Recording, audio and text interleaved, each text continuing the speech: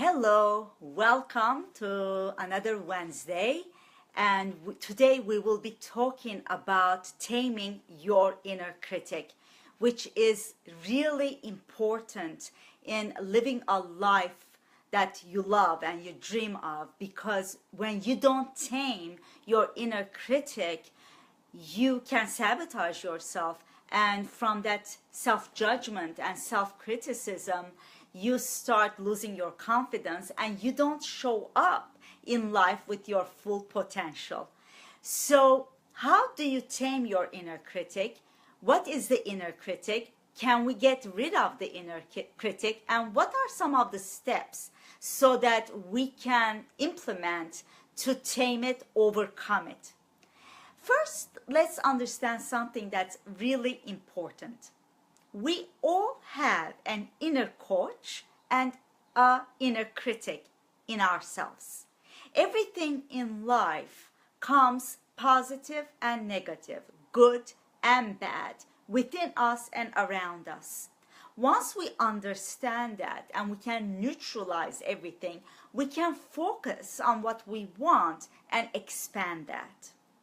Now, let's talk about what the inner critic is. The inner critic is that voice that can show up when you're feeling tired, depressed, anxious, fearful, and it is self-judging, and it is telling you all these negative things, that you cannot do something, that you're ugly, you are fat, what is the matter with you? You would never find someone to love you. Your relationships don't work. You would not have enough money in your life. These are all the inner critics, not necessarily making your life better, but making you focus on destructive thoughts and self-sabotage. And if you don't tame that inner critic, you will start believing in the judgments that your inner critic is making. And then there's your inner coach. Your inner coach supports your efforts. It gives you life-affirming statements and sentences and wants you to accomplish your desires, your goals.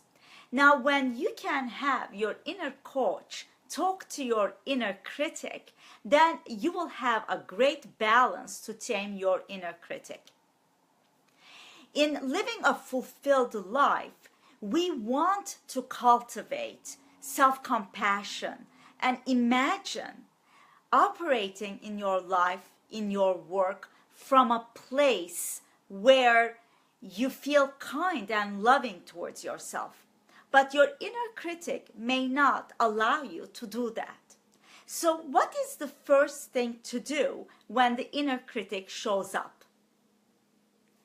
If you said awareness, you're right.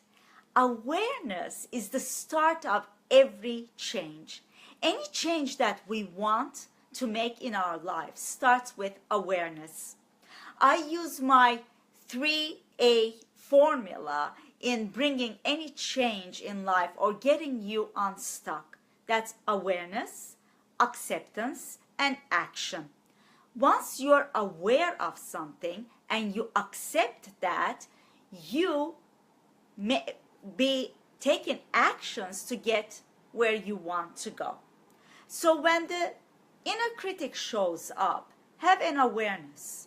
When does your inner critic show up? In what situations your inner critic shows up? What does your inner critic tell you? You may want to take a piece of paper and divide it into and write on the left side all the things that your inner critic tells you. You are not important. You are lazy.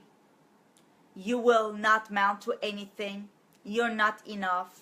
You are fat. You don't get anything right. You are stupid. Whatever your inner critic is saying, write it down. And know that it is not true. Know that there is a truth to who you are. Now we're going, once you're aware what your inner critic is telling you, See if you can turn those statements into more compassionate statements. One of the best ways to do that is asking yourself, if someone you really cared about, if a friend, if a loved one came to you with self-doubt, self-judgment, would you tell them what you're telling yourself? And what would you say instead that feels more compassionate? You are getting better at what you're doing. You are making healthier choices in life. You are worthy of life. You have what it takes. You are smart. Whatever you need to write that's more compassionate to balance the inner critic will really bring the truth up, so that you don't focus on the inner critic and you start taming it. One other way of taming the inner critic is getting curious and compassionate towards your inner critic. Because everything in life, plus and minus, serves us. Your inner critic is serving you because it wants you to be safe. It wants you to improve upon things. So instead of believing everything it's saying, get curious, and you may want to ask questions to your inner critic as, what do you want to accomplish? What are you afraid of? How can I make this easier for you? What do you want for me? What do you want from me? What will make you feel safe? When you ask those questions, you start holding your inner critic in a compassionate light. Because your inner critic is like a scared, fearful child. And if you understand that child's needs and you can provide it, you will calm it down. And your inner coach has whatever it takes to do that. So be aware of your inner critic. Write down what your inner critic is telling you, and then turn those into compassionate statements. And then see what you bring to the table. See how you can turn this around and improve yourself and understand where you are enough. When you do that, you will start cultivating self-compassion. And self-compassion is really important in bringing confidence to us. I had a client, she came to me. She wanted to apply for this promotion in her job. But her inner critic was telling her she was not young enough, she didn't have the credentials, and she didn't have the experience. And she started believing that inner critic, and she was hesitating to even apply for the promotion. Once we started understanding what the inner critic needed, and started to compassionately approaching it, and then working for her to focus on her strengths and what she brings to the job, her mindset, her attitude, her whole way of showing up changed. So now she had the confidence to apply for the promotion in her job. And guess what? Yes, I'm very happy to say that she did get promoted and she did get that job. So the self-critic in us can be sabotaging us, but we can befriend and we can be compassionate towards that inner critic, so that we give what it needs and we make that inner critic feel safe. And this way we can go about our highest potential and show up in our work, show up in our life, in our highest potential with confidence and living the life we dream of. We've been talking about leading a life of fulfillment, of meaning, and how to really live in our full potential and live our full life. It all comes with inner mastery. All my teachings are about inner mastery. In fact, I do have a group coaching called Inner Mastery Academy.